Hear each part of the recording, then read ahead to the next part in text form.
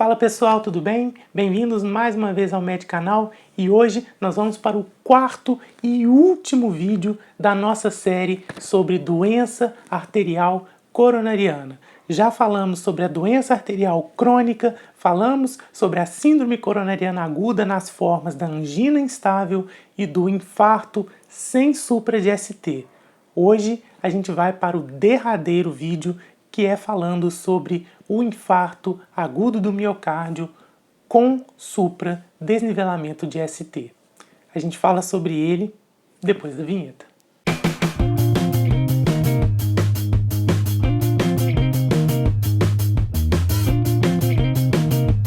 A gente volta nesse nosso já conhecido gráfico da doença coronariana, onde falamos sobre a angina estável. No último vídeo começamos a falar sobre síndrome coronariana aguda e falamos sobre a angina instável e o infarto sem supra de ST. Hoje a gente termina a nossa série falando sobre o infarto com supra de ST, que corresponde a 2/3 dos infartos do miocárdio.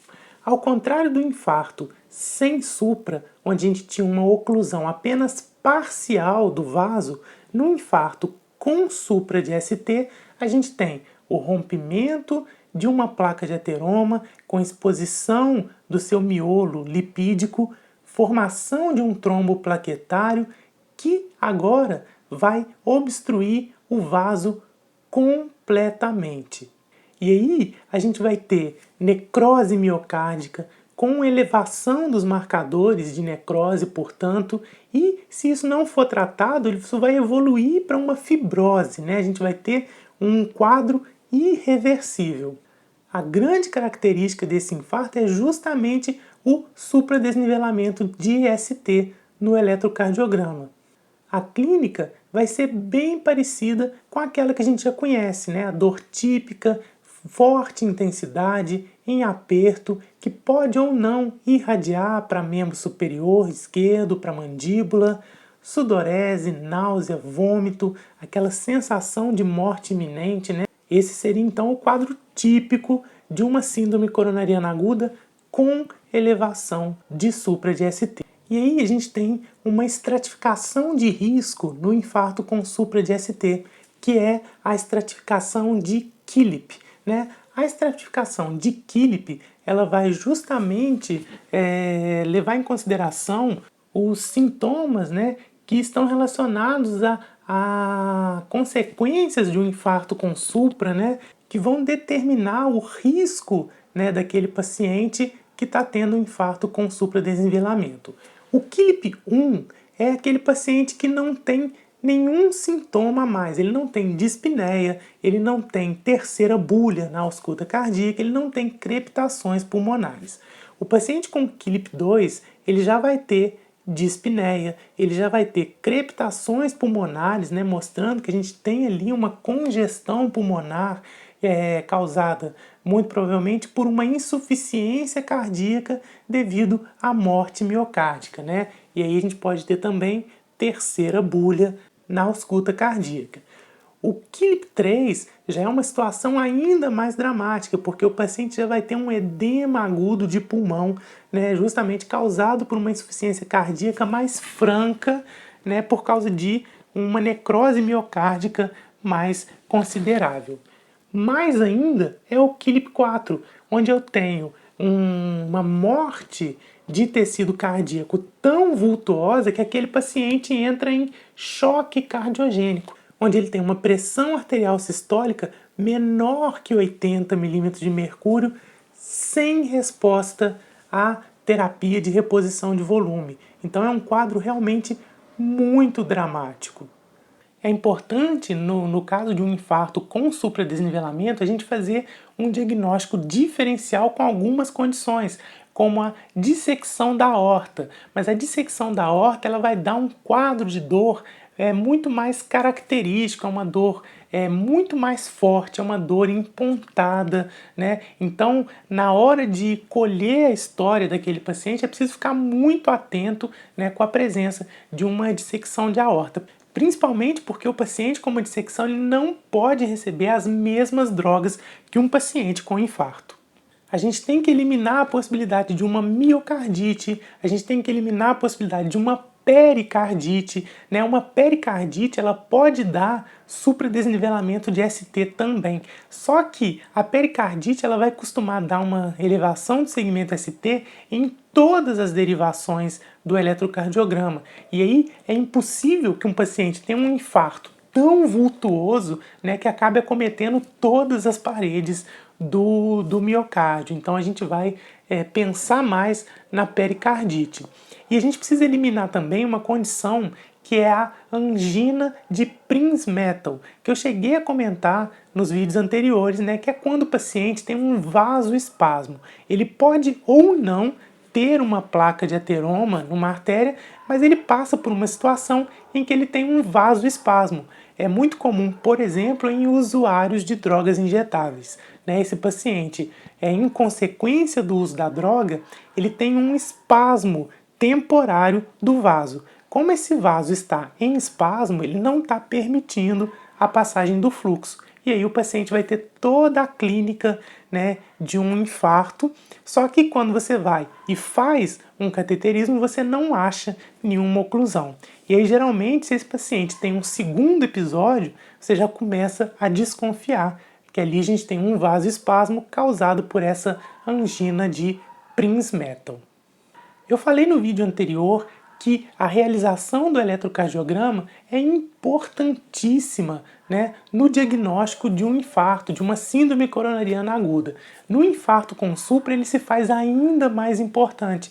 Por quê? Primeiro ele vai chapar o diagnóstico, né, junto com os marcadores de necrose, porque ao contrário do infarto sem supra, da angina instável, em que você pode até não ter nenhuma alteração eletrocardiográfica, aqui fechou. Tem supra de ST. Você tem uma evolução dos achados eletrocardiográficos que vão te confirmar a doença e, mais do que isso, vão te topografar a doença, porque de acordo com as derivações em que acontece esse supradesnivelamento, a gente vai ter uma pista, né, de qual área do miocárdio que está acometida e, portanto, de qual artéria que está ocluída. E por isso é muito importante a gente conhecer a evolução das alterações eletrocardiográficas no infarto com supra. A primeira alteração, que muitas vezes a gente não vai ver, porque o paciente vai chegar, né, no atendimento já passado esse momento, são aquelas ondas T hiperagudas, muito parecidas com o que pode aparecer num infarto sem supra. E aí por isso é importante a gente seriar o eletrocardiograma, né, fazer vários eletrocardiogramas a intervalos regulares para a gente conseguir visualizar essa evolução. E aí, no segundo momento, a gente tem o famoso supradesnivelamento do segmento ST. Basta você notar que a linha de base do eletrocardiograma está aqui e o meu segmento ST, após o complexo QRS, ele está nessa linha aqui. Portanto, ele está bastante supradesnivelado. E aí essa alteração ela vai aparecer a partir de mais ou menos 30 minutos do início, né, da doença. Posteriormente, a gente começa a ter o surgimento das ondas Q, né, que é essa negativação aqui no complexo QRS, né, que começa a aparecer depois de cerca de 6 horas. Finalmente, depois de mais ou menos 24 horas, a gente tem o surgimento da inversão da onda T. Né? Note que aqui a gente tem uma onda T positiva, aqui uma onda T ainda positiva, e aqui a gente já começa a ter uma inversão da onda T. Essa inversão da onda T, você nota, ela ainda está acompanhada de um supradesnivelamento, né? Esse supradesnivelamento a gente nota aqui, né, nesse eletrocardiograma. Porque só depois de mais ou menos uma semana a gente vai ter essa situação aqui, onde você já tem um nivelamento do segmento ST na linha de base, porém você tem a onda T invertida. E aí é importante a gente saber a correspondência do eletrocardiograma com as paredes do ventrículo, né? E é isso que a gente vai ver nessa imagem aqui, muito simpática, que lembra o nosso amigo Caco, o sapo, né? E aí, nessa imagem a gente vai ver que um infarto de parede inferior vai trazer alterações nas derivações D2, D3 e AVF, que são aquelas derivações que pegam realmente a parte mais inferior do coração. Um infarto de parede septal vai pegar V1, V2, porque V1 e V2 são derivações que estão exatamente, bastante centralizadas, enquanto que na parede anterior a gente vai ter mais acometimento de V3 e V4. Se eu tenho um acometimento de parede lateral, aí eu vou ter alterações em V5, V6, D1 e AVL, que são aquelas derivações que estão realmente bastante voltadas para o lado esquerdo. É muito importante, quando a gente tiver um supra de parede inferior, de D2, D3 e AVF, eu preciso suspeitar que pode existir ali um infarto de ventrículo direito. Quando eu tenho um infarto de ventrículo direito, eu preciso fazer as derivações direitas, que são V3R, V4R, além das derivações de parede posterior, que são V7 e V8, né? São derivações atípicas que eu preciso pesquisar no caso de um infarto de parede inferior, porque esse infarto pode estar escondendo um infarto de ventrículo direito. E é muito importante eu saber isso, porque o tratamento do infarto de VD, ele é diferente, né, de um tratamento de um infarto de ventrículo esquerdo. E aí, no diagnóstico, se repete aquilo que a gente falou no vídeo anterior, né? O marcador de necrose de escolha é principalmente a troponina, pela sua especificidade, mas também o CKMB. Lembrando que na pericardite, na miocardite e no tromboembolismo pulmonar eu também posso ter, né, elevação desses marcadores. E aí eu recebi esse paciente, eu fiz o eletrocardiograma, eu fiz, né, os marcadores de necrose e agora eu preciso tratar esse paciente. E aí eu tenho uma série de medidas iniciais que eu preciso tomar junto a esse paciente, né, para conduzir o tratamento dele. E aí é muito fácil de guardar quais são essas medidas, porque a gente está falando da famosa Mônica BH. O que será que a personagem do Maurício de Souza e a capital de Minas Gerais tem a ver com tratamento de infarto do miocárdio? Tem tudo a ver, porque Mônica BH vai ser uma forma de você guardar com muita facilidade quais são as medidas a serem tomadas num infarto com supra de ST. Quer ver? Morfina é a primeira medida, né? A morfina vai ser um importante medicamento, né, usado no manejo da dor desse paciente, né? Ela não vai ser dada para todos os pacientes. Se esse paciente não tem resposta ao nitrato ou ao beta-bloqueador, a gente dá a morfina. No entanto, muito importante, não pode usar morfina se eu tenho suspeita de infarto de ventrículo direito. Por quê? Porque a morfina ela é vasodilatadora, portanto ela diminui o retorno venoso para o ventrículo direito e piora o débito do ventrículo direito. Então a morfina é contraindicada no infarto de ventrículo direito. Oxigênio é a segunda medida. Nas primeiras 6 horas, todo mundo vai ganhar oxigênio. Depois de 6 horas, se a saturação de oxigênio estiver boa, maior do que 92, 94%, eu suspendo o oxigênio, porque excesso de oxigênio também faz mal. O nitrato é outra droga que a gente vem falando desde o primeiro vídeo, né? A gente usa o dinitrato de isosorbida, né, que é sublingual, ou eu posso usar a nitroglicerina, que é venosa, né, pode ser usada na dor refratária. O nitrato, como a gente já falou várias vezes, é um vasodilatador que, portanto, vai melhorar um pouquinho a perfusão ali naquele local.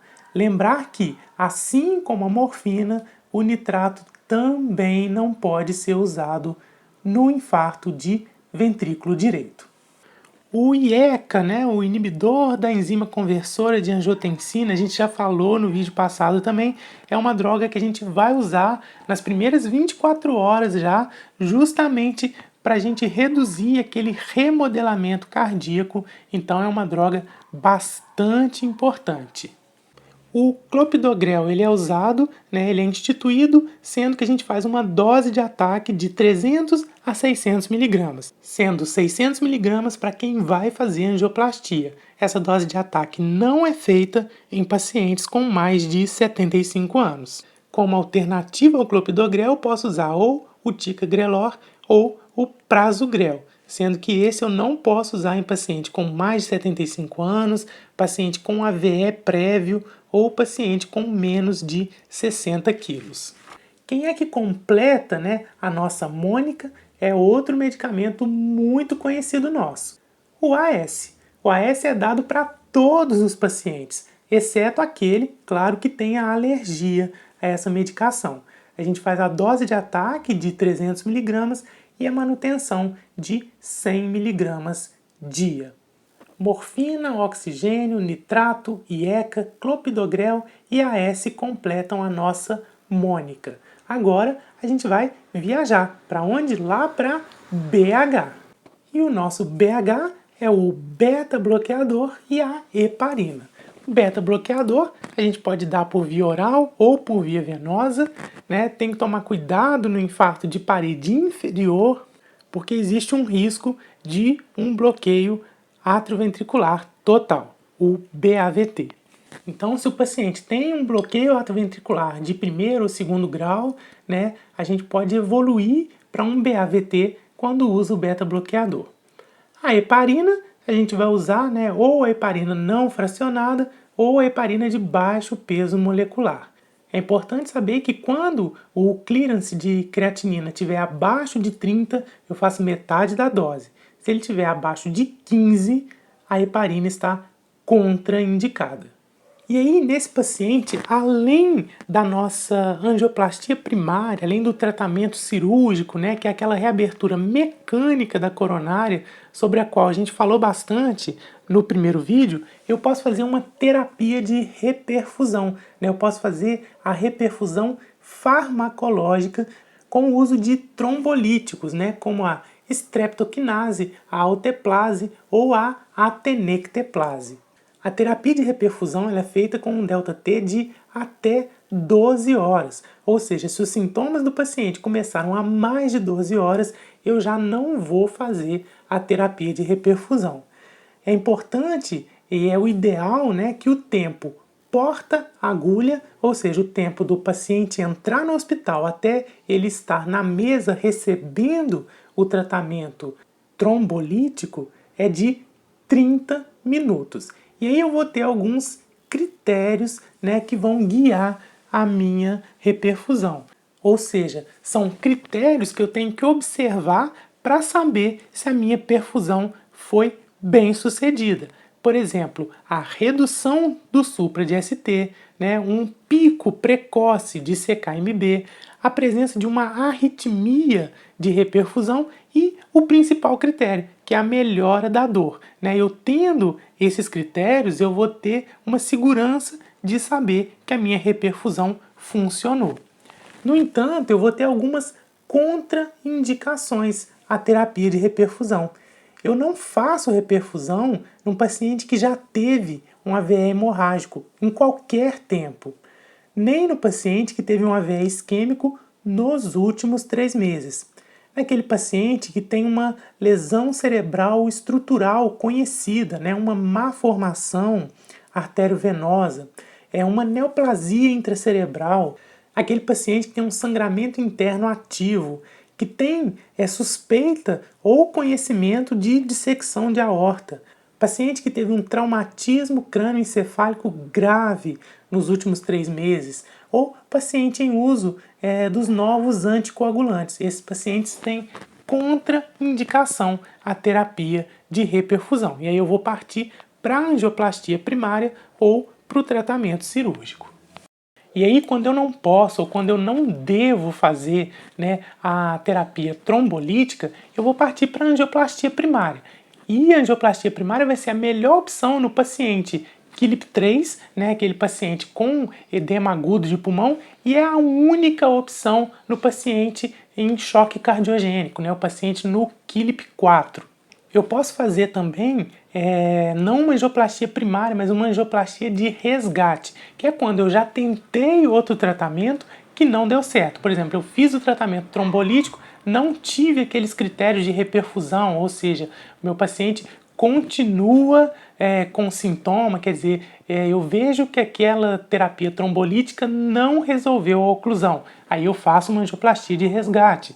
Ou o paciente que fez a terapia trombolítica, funcionou, mas ele teve uma reestenose. Eu não posso refazer o trombolítico, eu faço uma angioplastia de resgate. E a taxa de sucesso da angioplastia é muito alta, ela é de 98%.